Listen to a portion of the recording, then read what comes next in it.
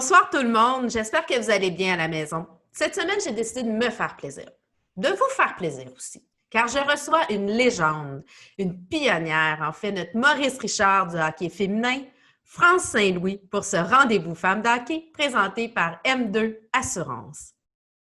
France Saint-Louis, bienvenue à Femmes d'hockey. Merci pour l'invitation, c'est gentil.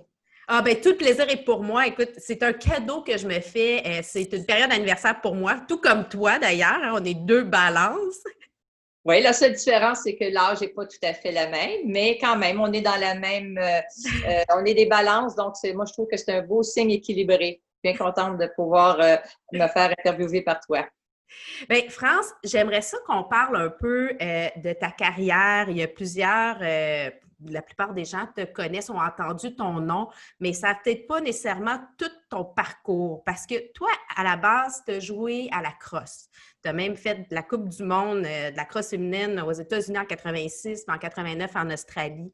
Puis après ça, tu es devenu, tu as plus rentré dans le hockey, où tu as fait partie de l'équipe nationale. Dans le fond, tu as fait les 5 championnats du monde de hockey féminin en 90, 92, 94, 97, 99, où tu as toujours remporté l'or.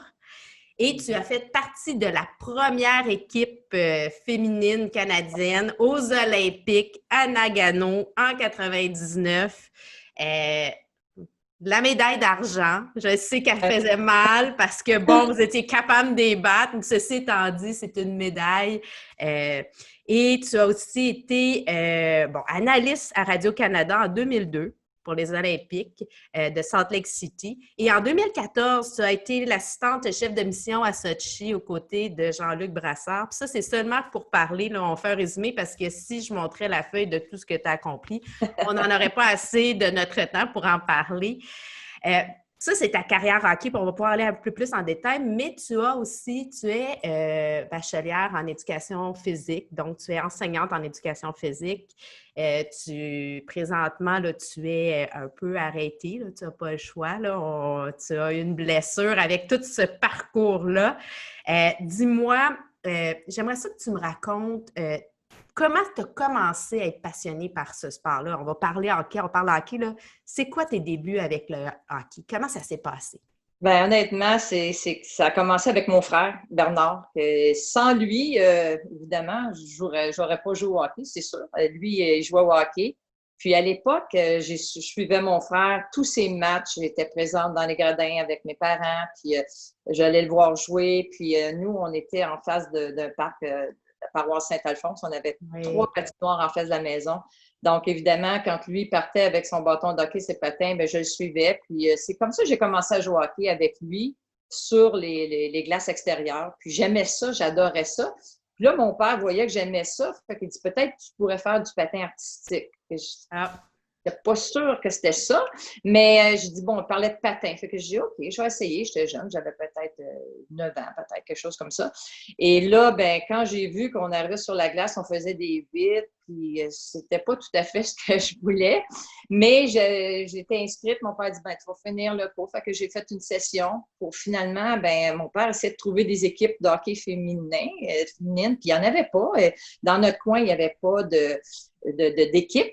Puis là, mon père me disait, ben là, on va aller voir à la paroisse où mon frère jouait. Évidemment, il n'y avait pas question qu'une fille puisse jouer. Puis j'étais pratiquement aussi forte que mon frère à cette époque-là. Je le suivais, puis je pense que j'aurais été hâte de jouer dans les équipes à cette époque-là, mais c'était pas permis. Fait que je me contentais de jouer sur les glaces extérieures. Puis à un moment donné, écoute, de fil en aiguille, mon père, je travaillais pour la brasserie Labatt, il y a eu un match avec les secrétaires qui jouaient au hockey contre une autre équipe de secrétaires. Puis là, il m'a dit, est-ce que tu veux venir jouer? C'était des femmes.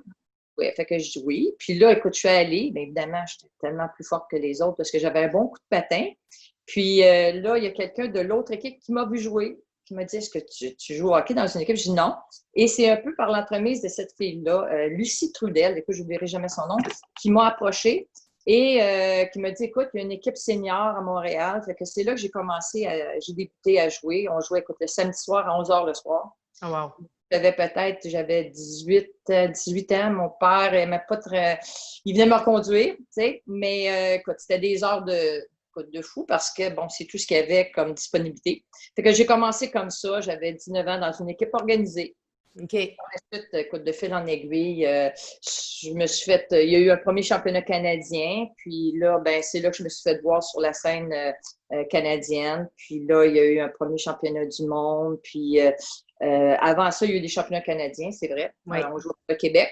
Donc là, je n'ai fait plusieurs, là, écoute, je ne sais pas combien, 10 championnats canadiens. On a plusieurs médailles d'or. Puis bon. Puis là, ben, c'est là, à partir de là que je me suis fait voir sur la scène canadienne. Puis là, ça a commencé en 90. Il y a eu un camp de sélection pour le premier championnat du monde. Oui. Là, ben, j'ai fait l'équipe. Puis là, ça s'est poursuivi par la suite. Donc, finalement, j'ai vraiment joué au hockey avant de jouer à la crosse.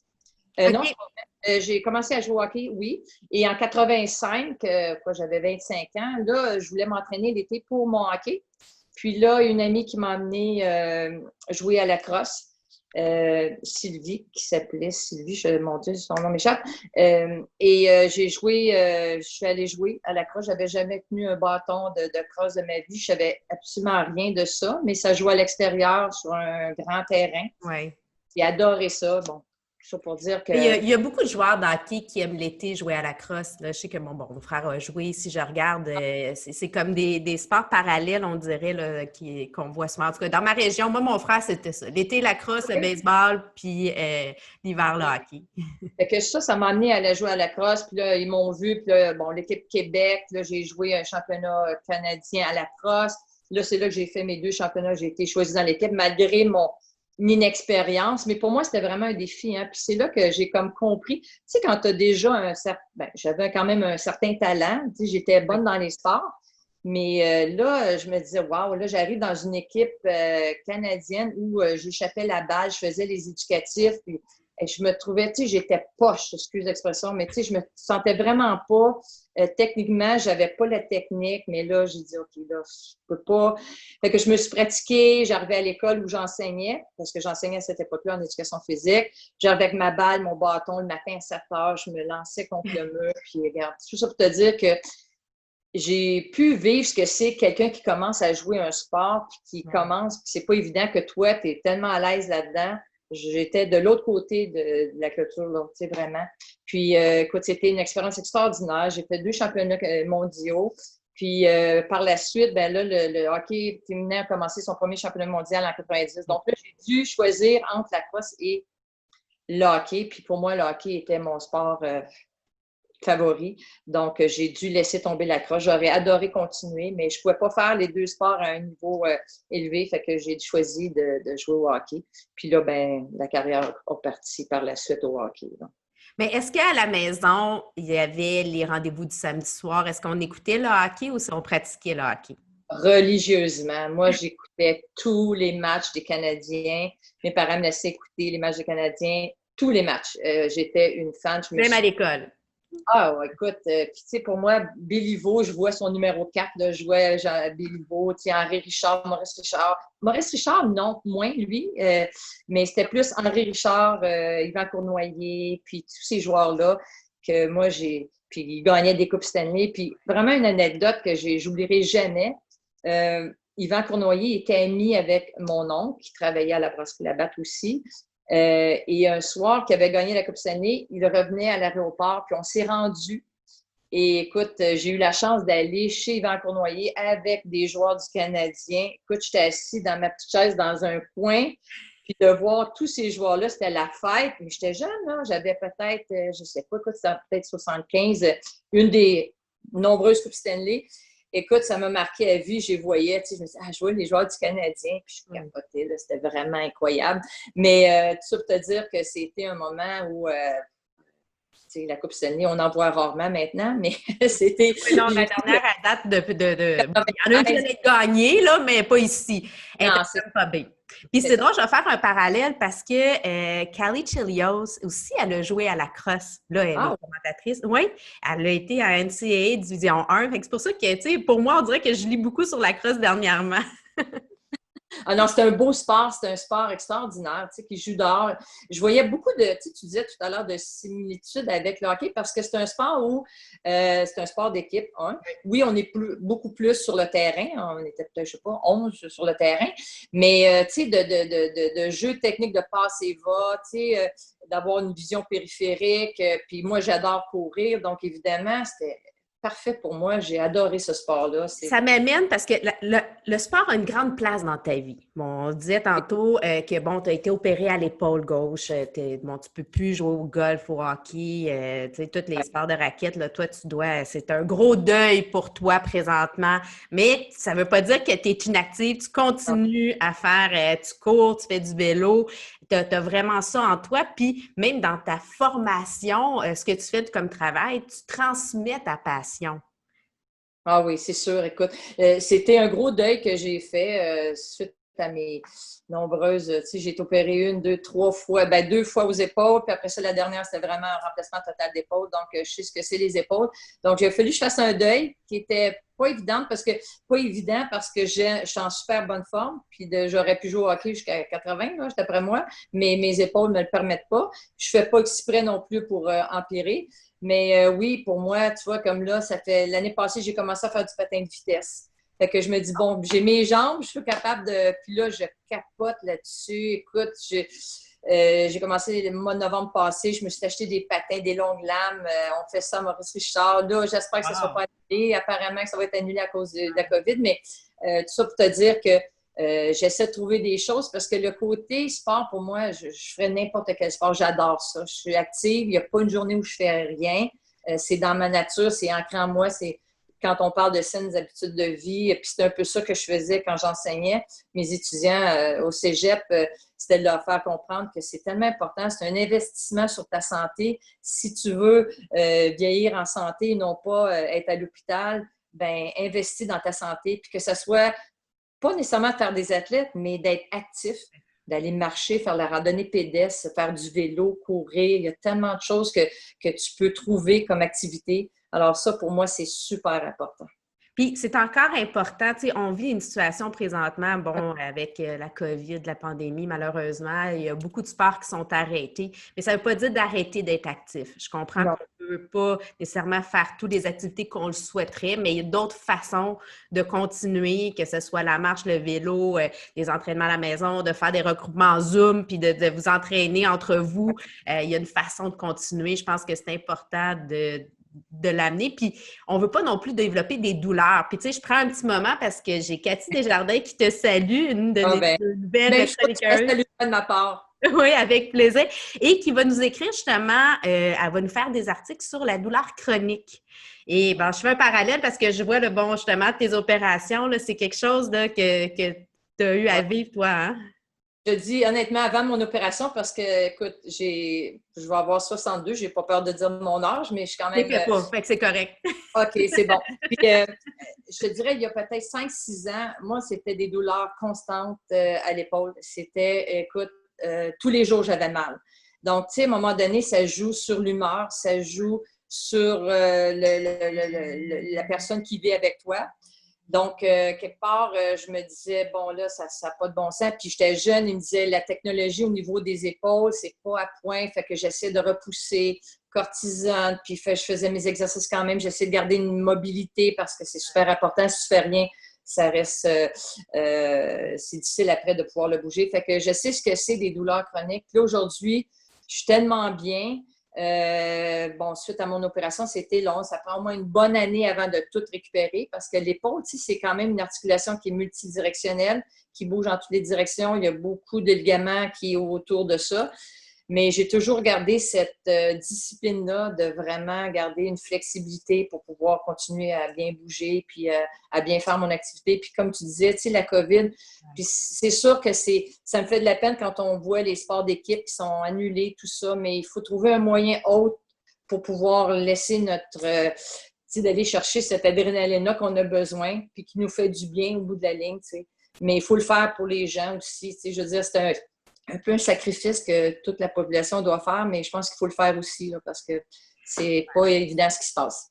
On aime le rouge dans les arbres à l'automne, mais pas au niveau Oui, de la tout santé. à fait. Tout à fait. Ça m'amène, là, on va changer. Je vais te poser quelques petites questions sur le hockey. En fait, je te donne l'occasion de faire un alignement de rêve. Tu as la chance de jouer, bon, pas tes centres, là, tu peux mettre 2 attaquants à tes côtés, attaquant-attaquante. Fait que tu as le droit, dans le passé, dans le présent, dans le futur, 2 défenseurs, un gardien. Ça serait qui? Pourquoi? On Ah, s'amuse. ben vite, vite, là, c'est sûr que j'ai eu dans mes équipes de très, très bonnes gardiennes de but, mais c'est sûr que, tu sais, Kim a été une de celles qui... Il y a Manon Réaume aussi, tu sais, j'aurais de la difficulté à dire, bon, tu sais, j'aurais Manon, je mettrais dans les buts, je mettrais Kim, que j'ai pu jouer avec quand même sur des championnats canadiens, puis j'ai fait mon dernier championnat du monde avec Kim qui était Ouais. dans les buts. Donc, évidemment, quand tu as des gardiennes de cette qualité-là, mon Dieu, que c'est facile pour nous autres en avant. Disons qu'on a une confiance incroyable.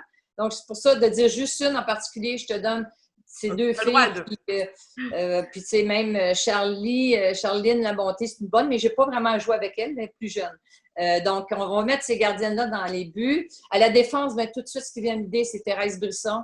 Thérèse OK. Brisson, c'est une fille avec une intensité incroyable. Puis, tu sais, quand tu es joueuse de centre, puis que tu reviens dans ta zone défensive, puis que là, tu as toujours la rondelle direct sur La palette. la palette, puis c'est comme paf, on part. Elle te trouvait tout le temps. Puis c'était une solide. Elle était, même dans les entraînements, des fois, elle était dure avec ses propres coéquipières, mais tu savais que si elle était dure comme ça avec toi, elle l'était contre les adversaires. Donc, c'est une bonne personne à avoir de ton côté. Écoute, défenseur, c'est elle qui me vient en premier. Là, tu voulais 2 défenseurs, mais en avant, écoute, c'est sûr que j'ai eu la chance. J'ai tellement de joueuses que j'ai joué avec de très, très, très bonnes joueuses. Puis c'est sûr que tu me dis ça pourrait être un gars. Un gars, je prendrais Gallagher parce que lui, OK. je lui dirais, écoute, lui, tu es en business, tu es sûr qu'il se donne à 100% tout le temps. Puis c'est un peu ma philosophie de joueuse. Moi, j'étais une joueuse qui était sur les 2 sens de la patinoire. Puis c'était toujours le pied dans le fond, tout le temps, tout le temps. Autant dans mes entraînements. Tu sais, j'étais la première sur la glace, la dernière sortie. Je prenais ça tellement au sérieux, tu sais, mon entraînement physique. Donc, un joueur comme ça, je me sentirais pas mal en Aimé. affaires. Puis évidemment, c'est drôle. Puis Caroline Ouellette, c'est une fille avec qui j'ai eu la chance de jouer, puis que j'ai pris un peu sous mon aile. Puis on a eu la chance de faire un championnat canadien. C'était mon allié gauche. Et écoute, à la fin du tournoi, on a fini les 3 attaquantes meilleures compteuses. Fait que c'est juste de dire que ça allait super bien. On se voyait. Puis c'est le fun quand tu as des joueuses que tu complètes bien puis qu'on se complétait très bien. Que je te dirais, ce serait dans ce style-là. Puis, tu sais, on compare, tu sais, dans le fond, toi, tu as eu ton école d'hockey, puis là, ben, Caroline a pris la Ouais, relève. Puis ouais, bon, c'est beau de voir, puis il y a Mélodie Daou aussi qui est là, ouais. puis il y a des nouvelles générations de jeunes qui s'en viennent. Donc, il y a vraiment un avenir. Puis on va rentrer bientôt dans Place aux femmes, on va parler d'hockey féminin. Mais j'aimerais ça que tu me racontes, c'est quoi ton plus beau souvenir hockey? Oh mon Dieu, écoute, j'en ai beaucoup, j'en ai vraiment beaucoup. Celui qui te Mais vient là. je te dirais, là, celui qui me fait encore, là, puis je vais essayer de garder Ton émotion? Ouais, je vais essayer de... Quand la première fois qu'on est rentré pour les Olympiques, quand on a fait l'ouverture, de rentrer, tu es dans la parade, et que là, vraiment, j'étais là, puis je me disais, aïe, aïe, je suis vraiment rendue ici. Puis que je le vivais, tu sais, je vivais ça, moi, à travers la télévision, tu sais, que tu es assis dans ton salon. Et là, j'étais là, puis je me disais, crime France. Tu sais, j'étais toute jeune, puis je me disais, un jour, j'aimerais aller aux Olympiques, puis je ne savais pas dans quoi. Puis que là, j'arrivais, puis je me suis dit, crime, on a fait du chemin. Puis ça, c'était le plus beau moment. Tu rentres, puis tu vois les gens, c'est extraordinaire. Extraordinaire. Ça, c'est un moment que j'oublierai jamais, puis qui m'a fait vivre plein d'autres choses par là, tu sais, par quoi j'avais passé, tu sais, par où j'avais passé, puis comment on était rendu là, finalement, les Jeux olympiques. Puis, tu sais, je me disais, j'avais 39 ans, puis Oui. c'était ma seule chance parce que, pour moi, c'était là, ça passait ou ça cassait, tu sais, puis j'étais en mesure de me tailler une place avec l'équipe olympique, puis de vivre les premiers Jeux olympiques au niveau du hockey féminin. Oui, le résultat n'était pas ce qu'on voulait, mais de vivre cette expérience-là, c'était extraordinaire. Mais tu es une Olympienne, Oui, tu as une pour médaille toujours. d'argent. Puis, tu sais, Pour tu toujours. nous parles, puis moi, ça me touche, ça vient me. Tu sais, j'ai eu des émotions avec toi, j'ai l'impression d'avoir pu le vivre. Merci de nous partager ça parce que c'est vrai que les Olympiques, on comprend pas c'est quoi la différence entre les Olympiques qui est aux 4 ans versus un championnat à toutes les années ou, bon, il y en a qui vont dire la Coupe Stanley, justement, au niveau du hockey masculin, mais de pouvoir faire les Olympiques, moi, je sais que je regarde de façon religieuse les Olympiques d'été, d'hiver, on se lève la nuit, supporter nos Canadiens. Fait que il y a de quoi avoir une belle fierté, surtout d'avoir fait partie de la première équipe féminine et Ah, d'avoir... c'était quelque chose. Puis c'est sûr que j'ai pu le revivre en tant qu'assistante chef de mission, qui était aussi une expérience extraordinaire. J'ai eu des beaux moments. Je regarde un peu ma carrière, puis j'ai eu des très, très beaux moments. Puis je me dis, mon Dieu, j'ai été chanceuse de pouvoir le vivre dans un autre rôle et d'avoir pu le vivre en tant que joueuse et là, en tant que plus leader de la délégation canadienne. C'était une autre expérience extraordinaire de rencontrer tous les athlètes de tous les sports, de rencontrer des gens extraordinaires. Puis, mon Dieu, on aurait beaucoup de choses à raconter, mais c'est des beaux moments.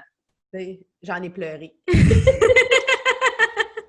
Bien, on va faire place aux femmes. On parle de hockey féminin.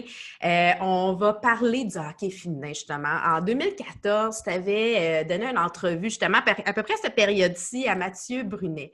Puis tu disais que la chose qui s'était le plus améliorée de tes débuts dans le hockey féminin en 2014, c'était la qualité du tir. Quelle est aujourd'hui pour toi la chose, là, on est quand même 6 ans plus tard, on est en 2020, quelle est la plus belle amélioration que tu vois auprès du hockey féminin? Je dirais que c'est un tout au niveau de l'exécution. Les tirs se sont améliorés, la vitesse, les filles sont plus en forme, mon Dieu, la vitesse d'exécution est plus rapide, tout est plus rapide, mais ça, ce qui fait ça, c'est que c'est l'entraînement qui est derrière ça. Ouais. C'est le fait que maintenant, l'équipe nationale s'entraîne régulièrement, ils ont des plans d'entraînement, il y a un centre d'entraînement. Donc, on n'avait pas ça. Nous, on était tout seul chez moi. Moi, je m'entraînais tout seul, autant dans mes entraînements physiques que sur la glace. Donc, ça fait que le calibre, aujourd'hui, tu les vois jouer, c'est vite, c'est extraordinaire. Je les regarde jouer et je me dis, ah, c'est extraordinaire. J'aurais aimé être dans cette époque-là. Des fois, je me dis, oh mon Dieu, j'aimerais ça retourner 20 ans en arrière. Mais quelque part, tu te dis, regarde, c'est ça. Puis, mais ça, c'est le plus gros changement. Moi, je parle de la vitesse, les tirs, parce que, bon, nous autres, à cette époque-là, le haut du corps était moins développé. Là, les filles s'entraînent vraiment physiquement, le haut du corps beaucoup plus. Les jambes, ils font beaucoup plus d'entraînement en pliométrie. Bon, toute la nouvelle technologie. Donc, je pense que ça fait la grosse différence. Puis, tu sais, le hockey féminin, on va juste faire, on se rappelle, c'est en 1990, dans le fond, que le hockey féminin a vraiment pris sa place. Mais c'est en 1975 qu'en Ontario, que l'Association de hockey féminine de l'Ontario est née. Elle a été incorporée en 1981. Tu disais justement dans cet même article-là que le développement du hockey en Ontario, du hockey féminin en Ontario, est en avance sur celui du Québec. Penses-tu que c'est encore le cas aujourd'hui? Je sais qu'il y a eu beaucoup d'initiatives auprès de Hockey Québec. Là, si on regarde tout simplement, avec les nouveaux programmes, il y a un plan pour favoriser depuis 2008. Puis, il y a vraiment des efforts, là, mais qu'est-ce que tu en penses? Parce que la grosse différence, c'est que l'Ontario ont leur propre fédération. Je veux dire, ils ont une fédération d'hockey féminin. Nous, on est à l'intérieur du Hockey Québec, qui englobe tout le hockey. Il y a une petite partie du hockey féminin. Okay?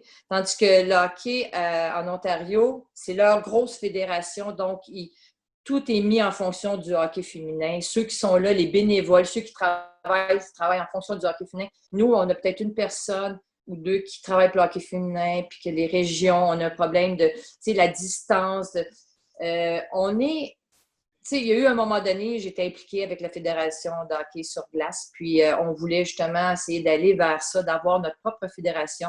Puis là, tu dis, bon, c'est sûr que les structures sont déjà en place, oui, mais ça prend des bénévoles. Puis, je veux dire, d'avoir œuvré là-dedans, d'avoir été impliqué longtemps, c'est toujours les mêmes bénévoles qui sont impliqués. Puis à un moment donné, ces bénévoles-là, ils s'essoufflent, puis là, on en a moins. En 90, comme tu le mentionnais très bien, il y avait eu, écoute, c'était 400, je ne m'oublierai jamais ce chiffre-là, 400% d'augmentation de joueuses de hockey suite au premier championnat mondial. Fait que c'est sûr qu'il il y a eu un boom incroyable. La personne qui t'a influencé à jouer au hockey, la personne qui t'a permis de croire en tes rêves puis de continuer, c'est qui? Mon frère était la bougie d'allumage, puis c'est lui qui a fait en sorte que je suis allée avec lui jouer dehors, puis il me protégeait. Puis c'était tellement drôle parce qu'on arrivait sur les glaces extérieures, puis j'avais ma tuque qui était renfoncée jusque-là. Personne ne savait que j'étais une fille, que je jouais. Puis là, à un moment donné, je parlais, si j'avais dit « Hey, ici », ou je demandais la rondelle, « Hey, il a bien une petite voix, ce gars-là. » Fait que là, mon frère disait « Hey, c'est ma soeur. » Puis il faisait attention à ma soeur. Fait que, tu sais, vraiment, il me protégeait, mais c'est vraiment grâce à lui. Je pense que c'était un de mes fans. Je pense qu'il était fier de sa soeur, même si, ben, tu sais, les gars, ils disent pas tout le temps, mais je sais que pour moi, c'était mon frère qui m'a vraiment donné le coup de pouce pour jouer au hockey, en tout cas. Sinon, j'aurais jamais joué, là. Puis, il m'a challengé souvent, puis c'est ça qui faisait que je voulais toujours être meilleure. Là, on va rentrer dans un segment que j'appelle la sacoche bleue, inspiré du podcast de Guillaume Latendresse et Maxime Lapierre, La poche bleue. Okay? C'est sûr qu'avec toutes tes années d'hockey, puis tu en as déjà commencé à nous en rencontrer quelques-unes, as-tu une anecdote, une histoire à nous raconter? Ça peut être aux Olympiques d'ailleurs, parce que je pense qu'il s'est passé quand même des choses, que ce soit à Sochi ou à Nagano. Là. Une anecdote à nous conter aujourd'hui. Bien, je vais donner une anecdote qui s'est perdurée autant au hockey, à la crosse, puis surtout avec l'équipe nationale, parce que moi, je suis un peu une fille qui est un peu stressée. Tu sais, fait que moi, avant les matchs, j'étais toujours sur une jambe sur l'autre, puis écoute, là, un petit paquet de nerfs, là. Exactement, paquet de nerfs. Là, je rentrais dans la chambre, puis là, j'allais chercher mon... Tu sais, là, les filles n'arrêtaient pas, me disaient « France, s'il vous plaît, là. » On n'était pas nerveux jusqu'à temps que tu rentres ici, là, s'il vous plaît, là. Va faire un petit tour, tu sais, va faire un petit tour, parce que là, ils sentaient que je les stressais, tu sais. Fait que ça, c'était drôle, parce qu'à chaque fois qu'ils me voyaient rentrer, France, va faire un petit tour, puis tu reviendras quand tu seras plus calmé. Fait que là, j'allais faire quelques tours de course, puis là, je faisais mes affaires, mais c'était toujours ça qui était... dans toutes les équipes où je suis passée, c'était un peu ça, là. J'étais le paquet de nerfs. Ça, c'en est une anecdote. Mais l'anecdote qui est la plus marquante dans le sens que c'était aux Olympiques, ben, j'ai déjà compté parce que ça revient toujours, c'est avec mon premier matin aux Jeux olympiques. Nous, on était le village olympique. Évidemment, on avait une section, tu sais, c'était le hockey, puis on se réunissait là, c'est là qu'on allait manger, tout ça. Puis mon premier matin, je m'assois, puis moi, j'étais une lève-tôt, tu sais, pas qu'à nerf, fait que ça va avec, hein, j'étais une lève-tôt. J'étais toute seule, puis je mangeais, puis tout d'un coup, il y a quelqu'un qui vient, qui s'approche, qui dit « Can I sit with you? » Fait que là, je fais ça, c'était Wayne Gretzky. Oh, bon. Là, j'ai de la misère à parler. J'ai dit « Yes, of course. » Non! Ça, c'était comme « Aïe, aïe, là, est-ce que je suis bien assise en face de Wayne Gretzky? » Tu sais, c'était comme... c'était irréel. Et puis, qu'est-ce qu'il mangeait? Écoute, il était allé chercher... Je peux même pas dire ce qu'il mangeait. Il y avait un bol. C'est une bonne alimentation, tu sais, on veut savoir, là. Non, mais honnêtement, je pourrais même pas dire tellement que j'étais figée. Ouais. Puis là, j'ai eu de la misère à finir à manger parce que j'étais comme... puis là, c'est lui qui a un peu entamé la discussion, tu sais, puis ça faisait combien de temps je jouais. Puis là, j'étais comme un peu d'un limbe, là, tu sais, mais non, c'était des beaux moments. Puis, c'était exceptionnel, là, tu sais, de se retrouver face à face avec lui, là, surtout que je l'aimais comme joueur de hockey, là, c'était... Bien, tu as déjà dit que c'est un joueur qui t'a inspiré aussi à jouer. Wayne Gretzky, Guy Carbonneau, tu sais, c'est quand même, tu sais, c'est pas... c'est ça, c'est un grand joueur. Ce qui est intéressant de ces joueurs-là, c'est que c'était pas le plus fort, le plus grand, le plus costaud, mais intelligent, puis il servait vraiment de tout ce qu'il avait comme talent pour être capable de jouer contre des grands de 6 pieds et puis des gros joueurs, puis il y avait cette intelligence-là de pouvoir distribuer la rondelle, puis il y avait des yeux tout autour de la tête, c'était assez exceptionnel. C'est drôle parce que tu parles beaucoup de ça, la capacité de voir le jeu, la capacité d'anticiper. Puis c'est vrai que ça fait une différence sur plusieurs joueurs. C'est bon d'avoir des skills, là, comme on dit, d'avoir du talent, mais d'avoir un hockey sense, c'est hyper important. C'est ce qui fait la différence. C'est tellement important. Puis c'est drôle que tu dises ça parce que moi, je suis une fille qui était un peu instinctive comme ça. Puis quand on faisait des camps d'entraînement, sais, quand tu fais des entraînements, des pratiques où c'est toujours la même répétition, tu sais, moi, je sortais pas vraiment du lot parce que, bon, tu exécutes, tu fais ce qu'il faut faire, tu vas chercher la rondelle, donne à elle, bon, tel jeu. Mais dans les matchs où on jouait des matchs où là, tu as besoin de voir tout ce qui se passe, là, je ressortais, tu sais. Fait que c'est ça qui, moi, en tout cas, m'a donné toujours Un avantage? un avantage. Puis quand, tu sais, j'ai entraîné, j'ai coaché, ben pour moi, je me fiais pas justement au wow, elle patine, mais t'as beau patiner, t'as beau tourner sur un dizaine, mais est-ce que dans la game, est-ce que tu es capable d'avoir le jeu? Parce que tu peux avoir toutes ces habiletés-là. Puis l'autre, il y en a un moins, mais il y a un hockey sense incroyable. Ben, moi, tu sais, je veux dire, il faut être partagé, il faut être capable de voir ça. Oui. Ben, tu sais, on gagne en comptant des buts, pas en patinant vite. Non, c'est ça. Hein? Puis de ne pas s'en faire compter. C'est les deux. Tu peux les jouer tout le monde, mais c'est ça. Quelque part au bout de la ligne, c'est la petite rondelle noire dans le fond du filet. On l'aime bien là où ça dépasse si on ne veut pas dans notre filet, en tout cas. C'est ça, exact. Écoute, avant de terminer, t'aurais-tu un produit bleu? Bon, parce que c'est important d'encourager les compagnies locales, les produits québécois. Y a-t-il un produit que tu veux nous faire découvrir aujourd'hui? Un produit. Ou un service? Ben moi, un service, je te dirais tout de suite le centre de physiothérapie qui est juste à côté de chez moi, qui m'ont sauvé la vie à plusieurs reprises, Ostéo Stadium Physio, qui est ici au Stade olympique. Il y en a un maintenant à Saint-Lambert qui sont tenus par 2 propriétaires qui m'ont sauvé la vie à maintes reprises. Puis, c'est Charlène Berry et Raymond Fortin qui sont les 2 propriétaires, puis qui sont d'ici, puis qui ont justement, depuis l'année passée, ouvert une 2e clinique, puis ça fonctionne très bien, mais c'est des filles exceptionnelles, une qui est ostéopathe et l'autre qui a un doctorat en physiothérapie, donc des personnes qui sont de confiance et je les remercie d'ailleurs en passant de m'avoir tenue encore aujourd'hui. Si je suis capable de faire du sport, c'est grâce à elles. Mais c'est tellement important. Puis ça, bon, pour ceux qui ne sont pas près, là, qui ne sont pas à Montréal, d'avoir un ostéopathe, un physio, quelqu'un, un kinésiologue pour nous aider. Même quand ils sont jeunes, les sportifs, là, c'est important. Tu sais, on parlait avec Maxime Lapierre, justement, de son entraînement hors glace, de l'importance de pouvoir avoir de bien centrer, des forces à la bonne place. Tu disais justement, si tu avais su avec tes épaules, tu aurais renforcé, fait certains exercices pour t'aider à diminuer les risques de blessures. C'est important de faire attention à notre corps, à notre tête et à notre corps. Oui, on sent un peu, tu sais, quand on est dans l'action, on a une bonne masse musculaire, puis là, le corps, il compense, jusqu'à un jour, au moment donné, écoute-moi, là, il y a peut-être, je dirais, 6 ans, là, je n'étais même pas à faire un squat. Là. C'est juste pour te dire comment j'étais maganée. Là. Mon corps c'était l'enfer.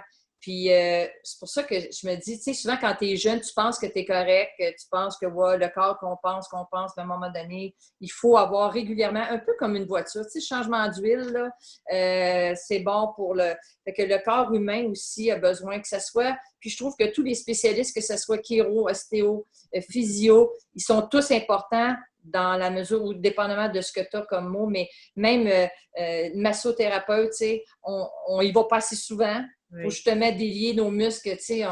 Mon Dieu, si j'avais su avant, j'aurais été plus souvent, mais regarde, c'est ça la vie. On le sait maintenant. Fait que si je te disais, c'est un conseil à donner à nos jeunes, c'est prenez soin de votre corps. Et prenez soin de votre corps, puis surtout, arrêtez pas de rêver avoir des objectifs dans la vie, c'est ce qui nous garde en vie. Bien, France Saint-Louis, merci. Tu es une femme déterminée, audacieuse, dédiée, engagée. Merci. Puis, tu sais, une de tes citations, c'est « On récolte ce que l'on sème ». Tu sais que toi, tu as sémé beaucoup d'espoir, d'inspiration et de courage. Fait qu'aujourd'hui, il y a quand même plusieurs filles. C'est gentil. Merci infiniment. C'était très agréable. Un gros merci. Bien, n'oubliez pas de nous suivre, de voir sur femmes.hockey pour voir toutes nos autres entrevues. Là, on a France cette semaine, mais on a rencontré plein d'autres femmes inspirantes comme ça. Suivez-nous sur Facebook, Instagram. Bonne semaine tout le monde.